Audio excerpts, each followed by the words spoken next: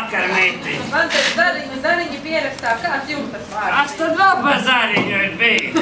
Man tak uzvārds Zariņš. Nu jā, visi zariņi pie manis nāk, es nezinu, kas jums te. Zariņš mums ir populāra dzimta. Kā mēs savairojāmies 1864. Tā mēs vēl tagad nākam pie psihoterapeita.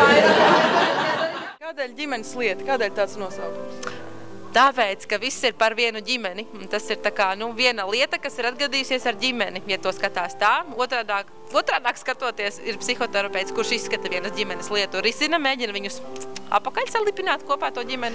Mums katru reizi ir cita ģimene pilnīgi, citreiz viņai ir kaut kāds biznes, citreiz ir tradīcija, kas viņam vieno, līdz ar to viss ir diezgan, protams, ir mīlestība, ir šķiršanās, ir atkal tikšanās un tādas lietas, bet no notikumiem katru reizi kaut kas cits.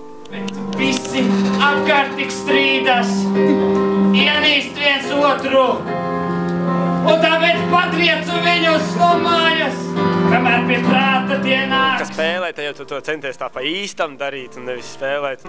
Tas ir kā izdzīvot savu dzīvi tikai 3 reizes, 4 reizes. Tas ir...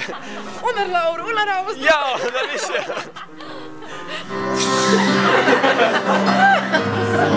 Ar ko tu aizsties? Māriņa, kāda tu liela izaugusi! Kapu pavēlniece! Kāda ir improvizātora saikne ar skatītājiem, kad viss notiek? Vismilzīgākā vienkārši skatītājiem.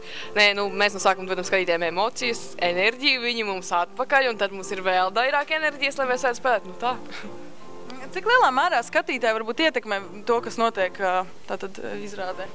Ja mēs ņemam tādā procentuālā daudzumā, tie kādi 80%, pārējie, ko mēs paši te uz skatos tā kā savā. Varbūt mēs brauksim viņu sastāju to ledus, ka viņi uzvākās. Un apstāties, eņģīts izļurkāts! Ko jūs ar tām durvīm? Jūs jau esat trešā kontrole, kas atnāk un tā viņas pavirina, tāpēc jums tagad tās aplīs vienkārši... Trešā! Ko jūs sakat? Noķēram Rihardu. Sveiks, Rihard. Kāds tad tavs uzdevums šovakar? Es domāju, uzdevums mans ir šovakar radīt īsto noskaņu. Es arī noteikti pastiprināt aktieru darbību. Es ceru, ka es esmu uzdevuma augstumos un ceru, ka jums tas patīk.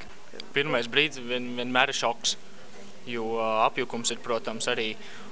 Bet tad jau kaut ko iegrozās, pirksts skrien paši lēnā garā, un tad jau sanāk beigās tā melodija tā tieši sakarīga. Vai atceries, kā mēs jaunībā jašķi dejojām? Kā kājas rokas kustējās, mute arī gan. Gribētu jautāt skatītājiem, kāda tad iespaida? Baigi forši. Labi paņēma tēlus un šausmīgi labi izveidoja stāstu un emocijas. Un jā, kontrolēja publiku ļoti perfekti. Paldies viņam. Jā, un kas varbūt vislabāk palika atmiņā kaut kāds moments no uzstāšanās? Parasti pēc improvizācijas izrādes vislabāk atmiņām paliek pēdējais. Un šoreiz tā bija dziesma Zariņos ir spēks. Zariņos ir spēks. Zariņos ir spēks. Zariņos ir spēks. Zariņos ir spēks. Kas tad vislabāk patika? Viss. Man ļoti pozitīvas emocijas. Es esmu ļoti bieži bijusi uz šitiem pasākumiem un vienmēr ir ļoti labas garistāvoklis pēc tam. Vai ne? Es esmu pirmo reizi šeit. Iespēja ir patīkams šajā drēgnajā vakarā, augstajā smieklis, silda un tā tālāk. Un visvairāk, kurš no visiem patīk, man Toms. Spilgta personība un uz sitienu spēja izdomāt un idejas un tā tālāk rodas kā mājas. Un tālāk sekoši arī viņiem patīkami bija. Kā tev šis vakars ar improzu? Baigi forši patiesībā, jo var izsmieties, nebija bijusi uz improzu no kaut kāda rudens jau.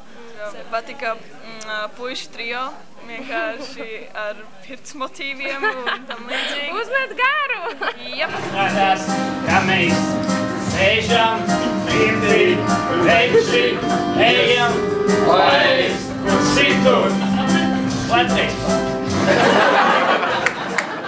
Cik ilgi ar improzu kopā improvizē un... Principā ar improzu šādā sastāvā kaut kādu gadu laikam improvizēju kopā. Bet tā ir improvizēts ar viņiem citos projektos. Un cik ilgi vispār kopumā tā improvizācijas pieredze? Nu, kādi 10 gadi varētu būt. Plus mīnus. Nāksi! Visi baļi, un kas tu tāds? Kāpēc tad būtu jānāk skatīties Improzu? Improzu ir brīnišķīgs. Pasākums, Kurā? Vienmēr atradīsies pozitīvas, Emocijas. un daudz prieciņā. Un ja jūs gadījumā kādreiz braucat pie mums ciemos, mēs dzīvojam pie Kuldīgas saulīšanas. Jūs kā brauc pa šosei,